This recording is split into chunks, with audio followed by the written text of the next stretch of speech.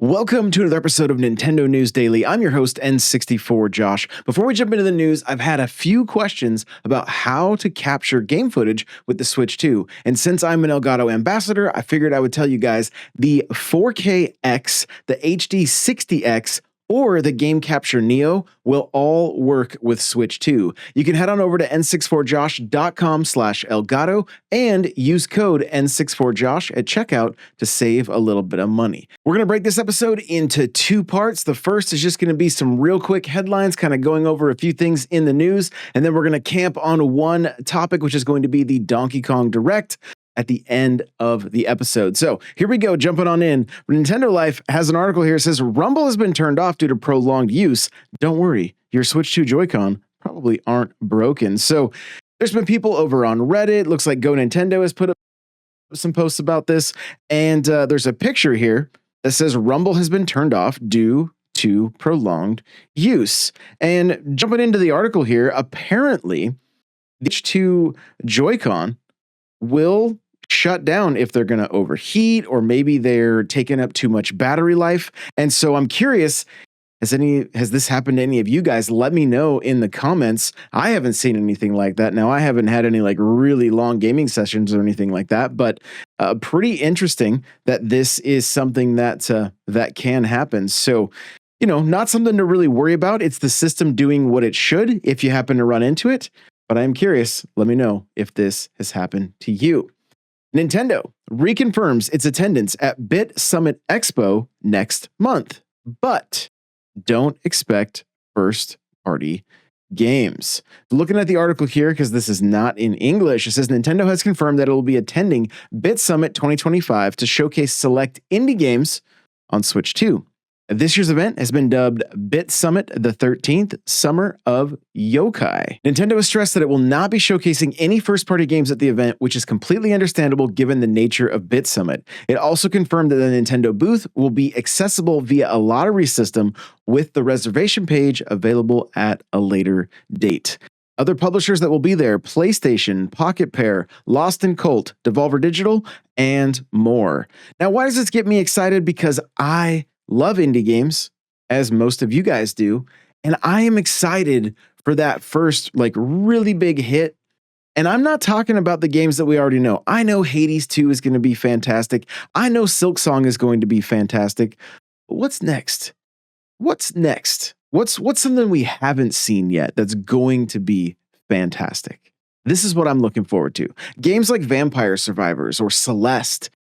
So many incredible indie games on the Switch that I'm really hoping the Switch 2 has the same or even better success when it comes to indies this time around. So we'll just have to wait and see what we're going to hear from Nintendo and Indie World at Bit Summit. This is really interesting, and I saw a tweet from Stealth talking about this, and it's Totaka's song appears to have been found in Mario Kart World. This is a famous Nintendo tune returns. This is what the article reads.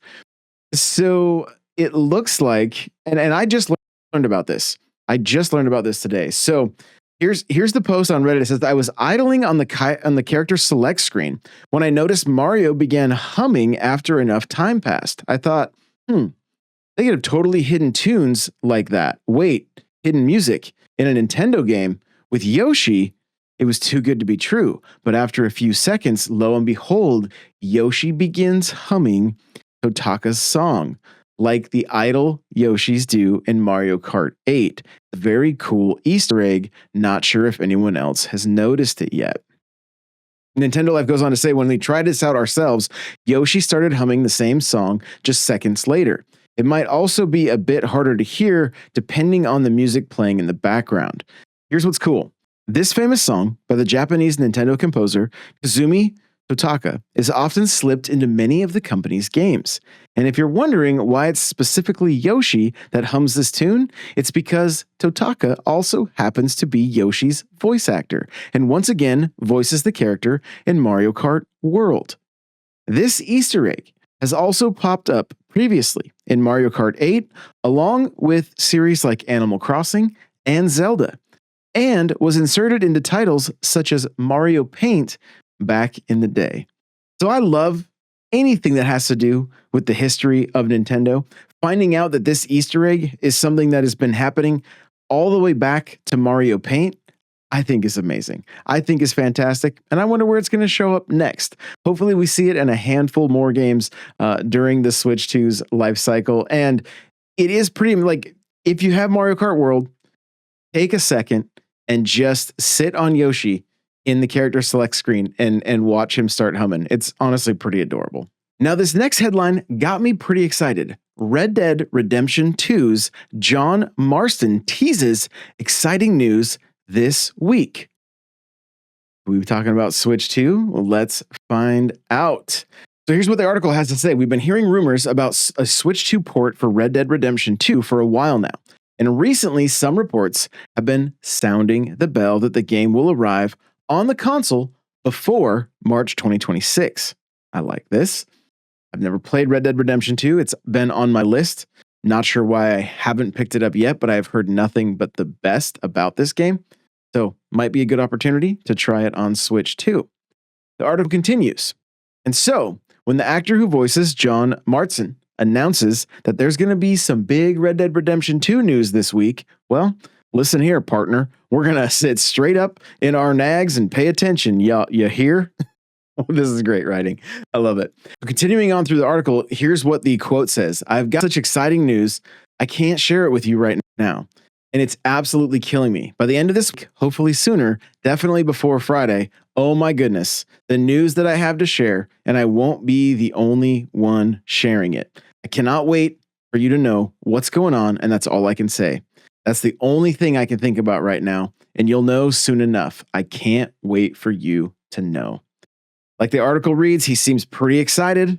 So those with Switch 2 next-gen revamp rumors already swirling, are early Switch 2 owners about to get a big cowboy-shaped surprise over the next few days? Well, I hope so. They hope so. I would love to see Red Dead Redemption 2 make its way to Switch. And that being said, I think it is worth saying I am very excited for Donkey Kong for some new games. I know we are seeing a lot of rehashed games that have been on the other systems, some for quite some time.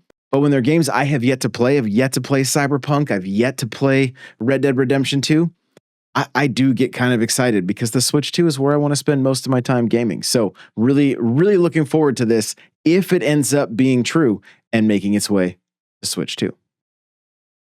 Speaking of Cyberpunk, Switch 2's best-selling eShop games so far, number 2 on the list is Cyberpunk. Of course, Mario Kart World being number 1.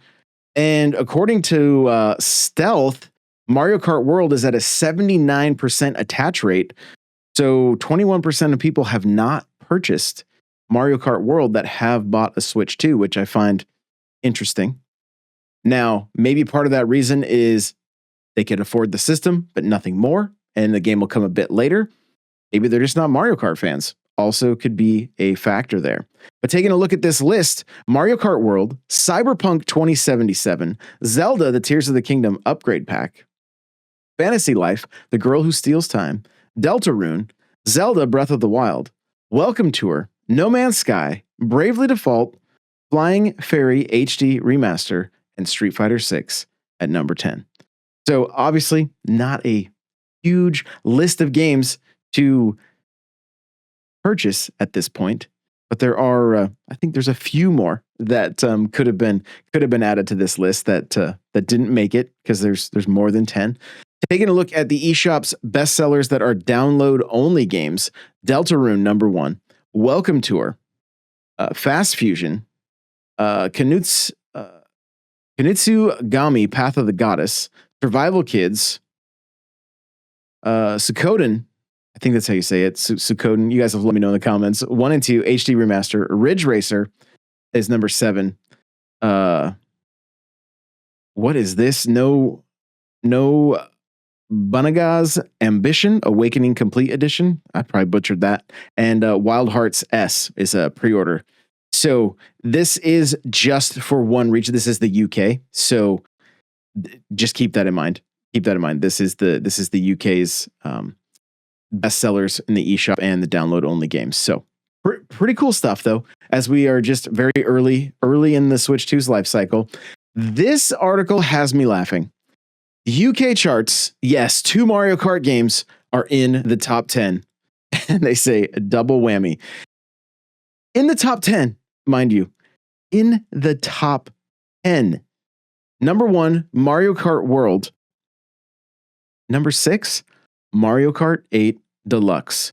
Because I guarantee you, there are plenty of folks out there right now that have their original Switch.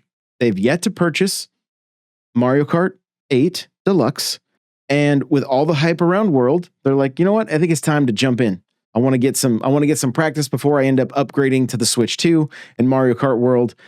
And it's still selling like crazy. Number 6 in the UK for Mario Kart 8 Deluxe. And it's a fantastic game. Like, fantastic game.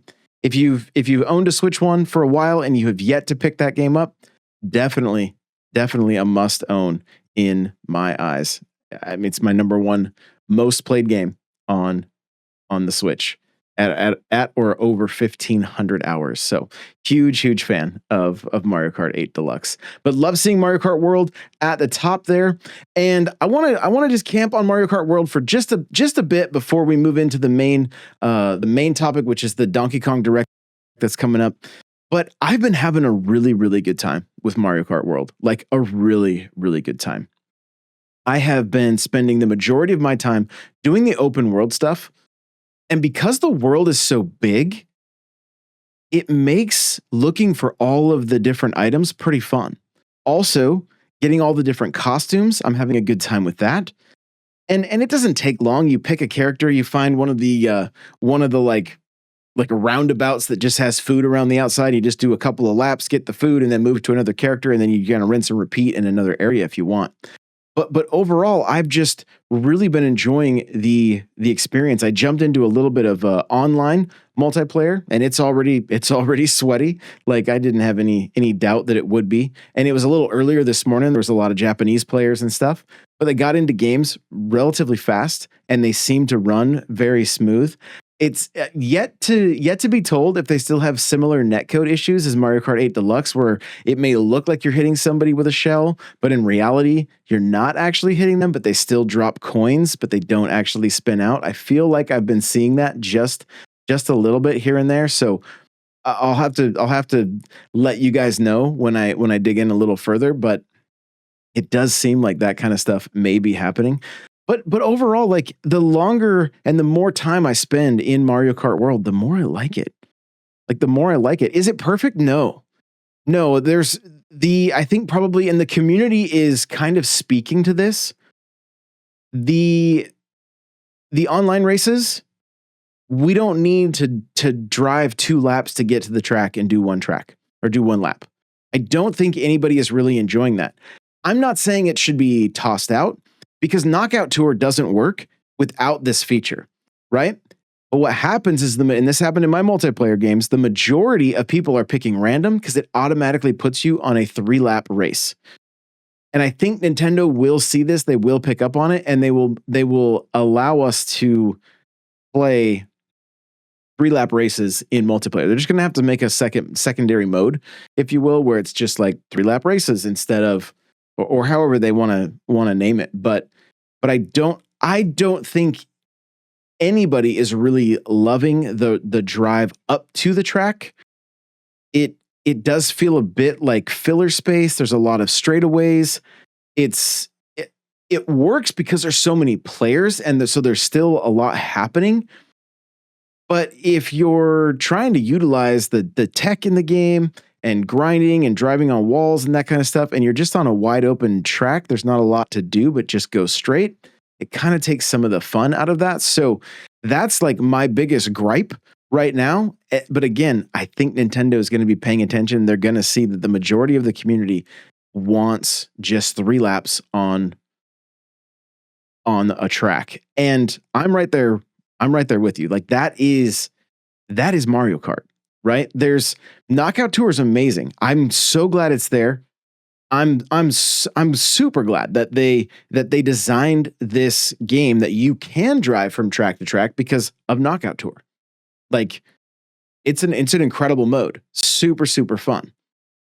But trying to let Knockout Tour bleed into the the Grand Prix or the versus races, like just separate them a bit more.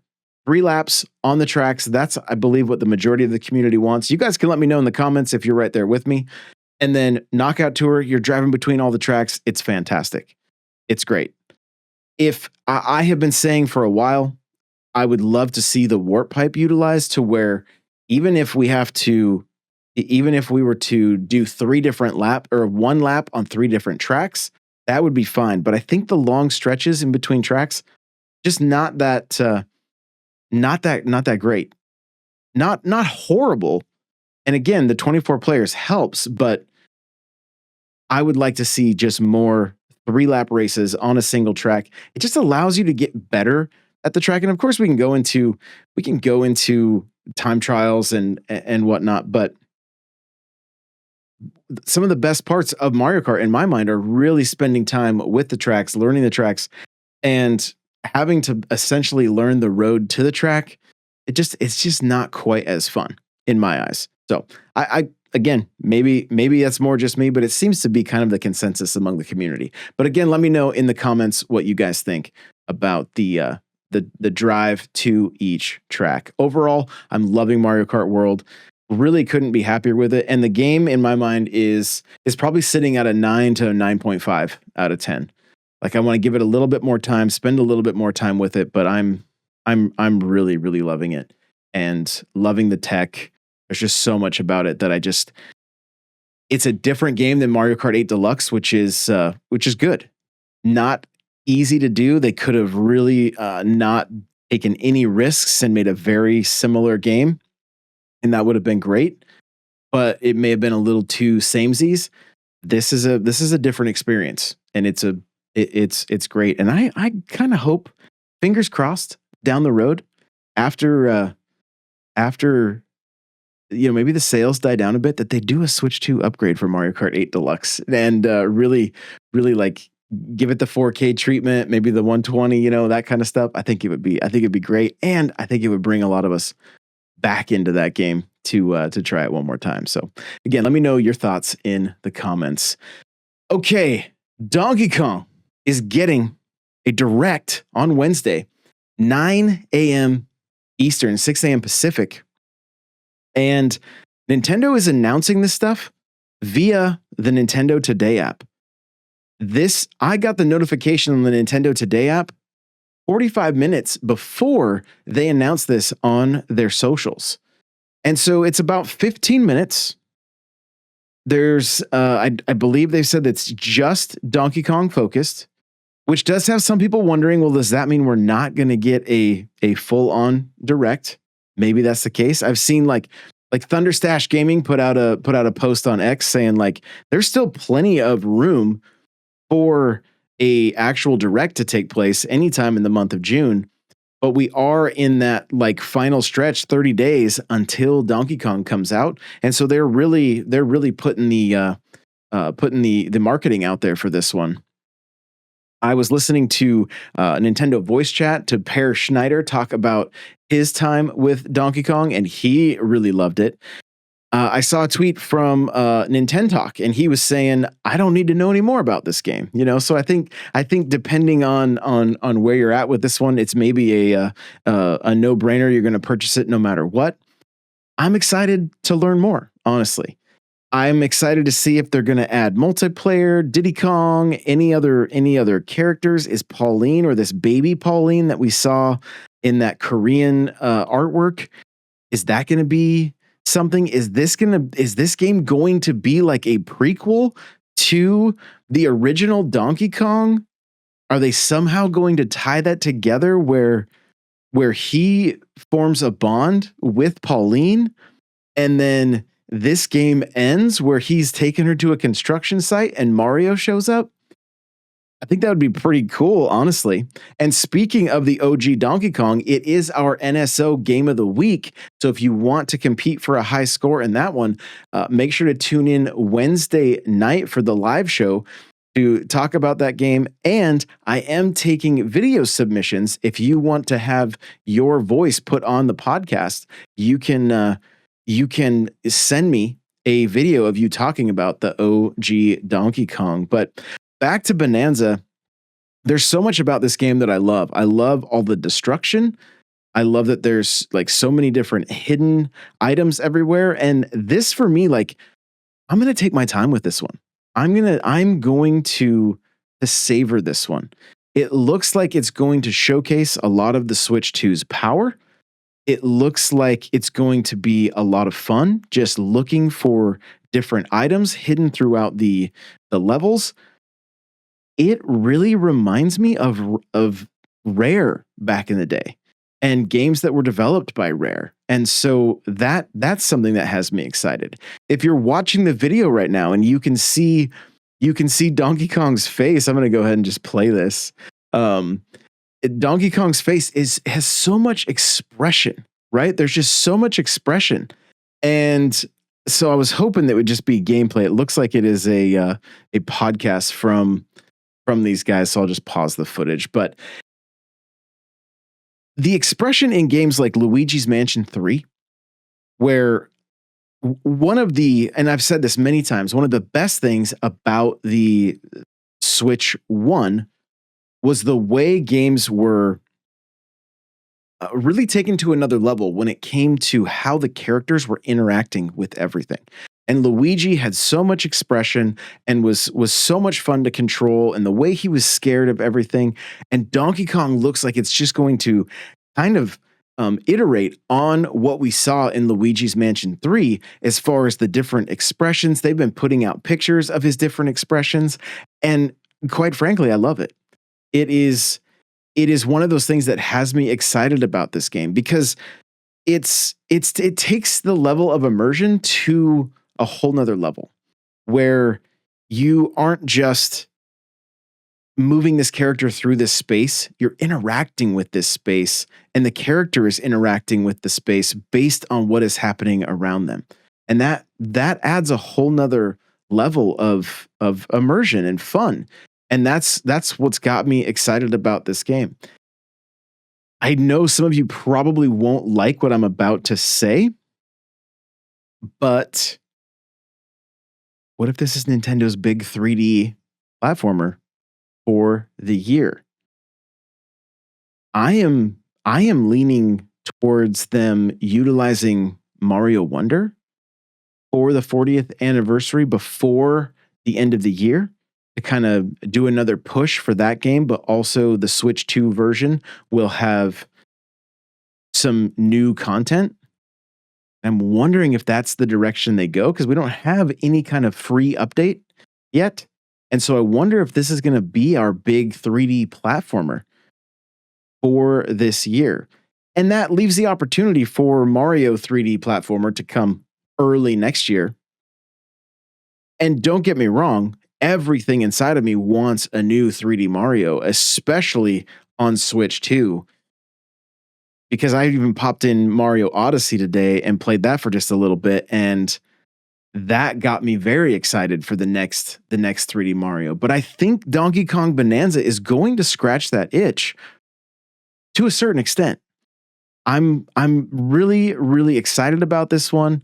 I think it's going to impress a lot of people. And from everybody that we've talked to, you guys have heard me talk to Thunderstash about this and how much he enjoyed it. And I remember playing games like Hulk. I think it was like Hulk Ultimate Destruction, where you could just destroy everything and use cars as boxing gloves and all that kind of stuff. This has given me those same kind of vibes. And I feel like they've shown quite a bit. Now, they could do like they did with Mario Kart World, and we might get a direct that doesn't show us anything more than what we've already seen. But I'm hoping on this one, we're going to get to see a little, there's got to be a little bit more here. What some other characters, tease us with a few other characters. Let us see some of the other Kongs. Maybe a multiplayer. I know I've seen a lot of people tweeting when they put this out that they really want a multiplayer with this one. And so I hope it's there. I do. I hope it's there because I think that would make this game a lot more fun if it's possible. You know, you're destroying a lot of the world, and to have that happen in two different instances, maybe it's going to be too tough. I don't know, but I feel like it would be a very fun multiplayer experience. And you throw on your camera, your voice chat, you jump in and just kind of watch each other destroy levels. And maybe, just like Luigi's Mansion 3, maybe there's a multiplayer aspect to this game that is some mini games. And can you imagine being able to play mini games with these, with all of these gameplay elements, being able to destroy levels and throw big chunks of the level at your opponent, if you will? Because of the way this game plays, a multiplayer component would be very fun. And I'm talking like more like party games, very similar to Luigi's Mansion 3, where you played dodgeball with giant pieces of fruit and the poltergust. They were fantastic. The mini games were super good and up to 8 players. So this would be a fantastic game based on the core gameplay loop of being able to destroy environments. And it'd be the kind of thing where you could probably race to try to find the hidden banana, you know, somewhere within the level. There's so many things that they could do with the destructible environments and being able to just kind of burrow wherever you want, give it kind of that Dig Dug feel, if you will. And I think there's a lot that they could do with a multiplayer of Donkey Kong Bonanza. So fingers crossed something like that happens. I would really love it. If it does, my only thing is to make it online. Luigi's Mansion 3 had some of the best multiplayer like party games, and they were locked to the couch. And that was a huge miss and a bummer because it was so much fun. You hand out 8 Joy-Cons and play those mini games. That's not easy to do, to get that many people and to have that many Joy-Con, I understand. So that if there's something as fun as Luigi's Mansion 3 in Donkey Kong Bonanza, hope there's an online element to it. So let me know your thoughts in the comments, whether you're on Spotify or YouTube. I appreciate you guys so much for watching and or listening, and I will see you in the next one. Bye now.